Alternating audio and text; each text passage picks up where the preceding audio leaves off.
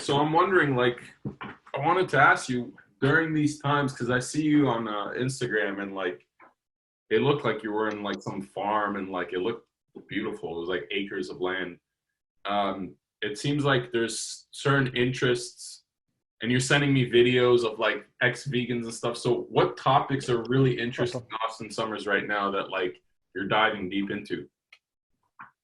One that I dove deep into, I'm kind of over now, is raw feeding dogs. And it's so interesting because it's another area of like industrialization that, forced this idea.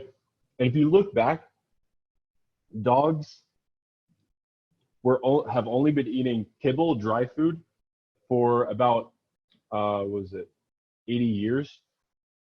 Because they stopped canning dog food that was originally wet for World War II.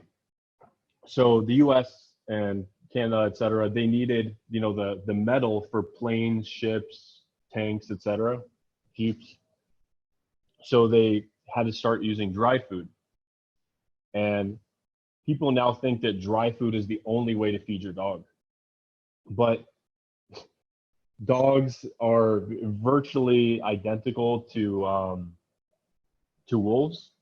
It's the exact same species. They can reproduce, have fertile offspring that have fertile offspring.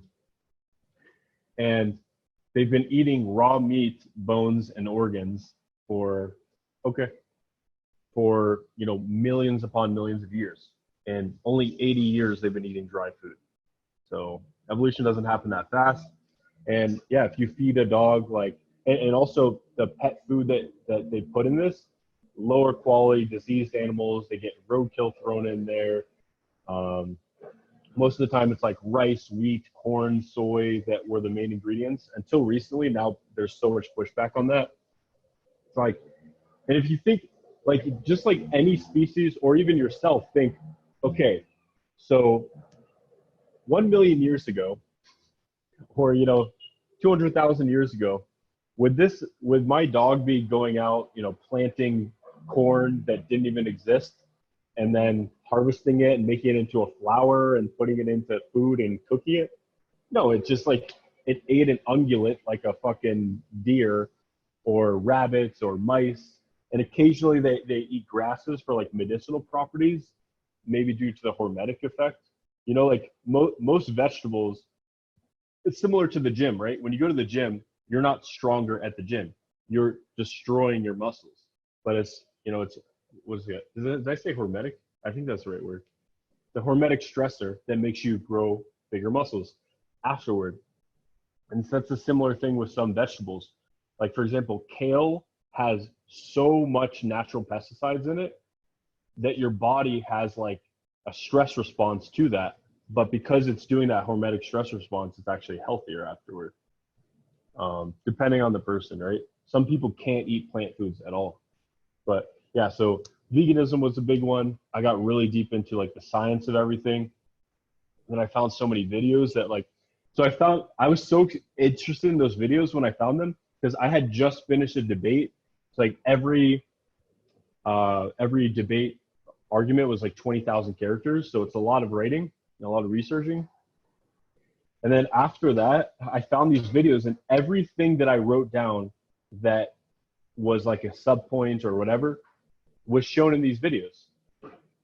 Lower testosterone, losing hair, losing teeth. Yeah. Fatigue, So eyes getting all fucked up. Dude, I went through all of it. and another thing is interesting in that I'm going to do another debate on this, so I'm not the most knowledgeable on it now, but I will be. So the first debate I did was on health and how we evolved to be omnivores. So we can't synthesize taurine in the body. We need saturated fat for cholesterol, and also for creating testosterone. Vitamin B12 we get from animals. Vitamin D, EPA, DHA, all these things are found in animal food. So there's like 15 nutrient deficiencies in the vegan diet.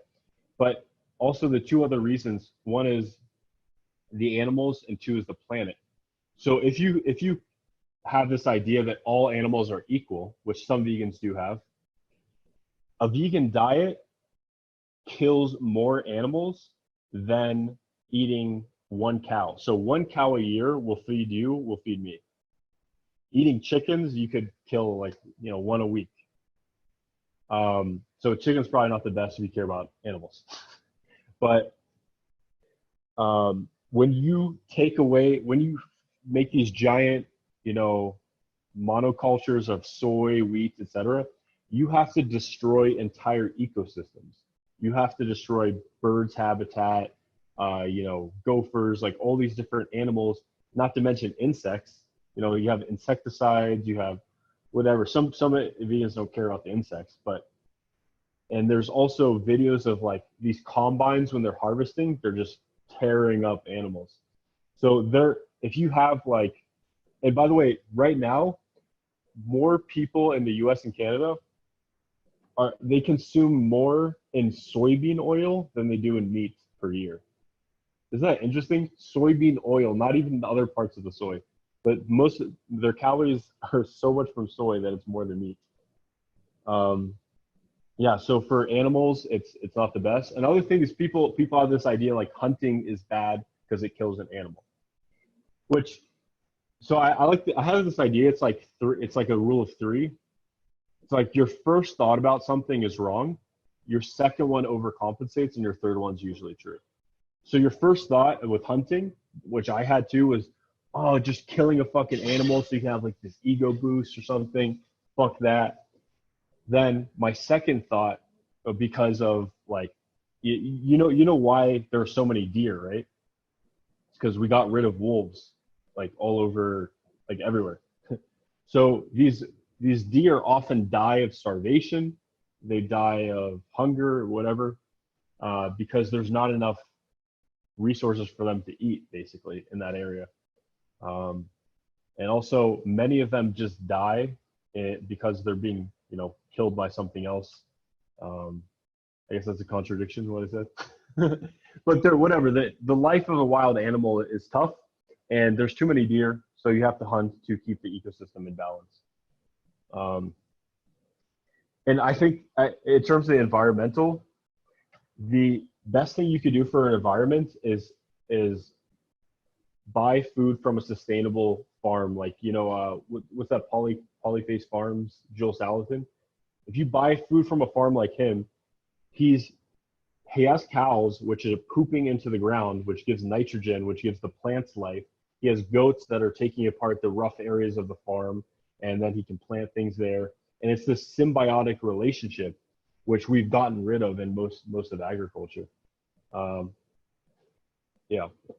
So in terms of environment, animals, your health, like veganism doesn't make sense. That's one thing that's been on my mind. But I guess this doesn't relate to dating at all. Dude, this is my problem, dude. I'm too interested in things. I get like too curious.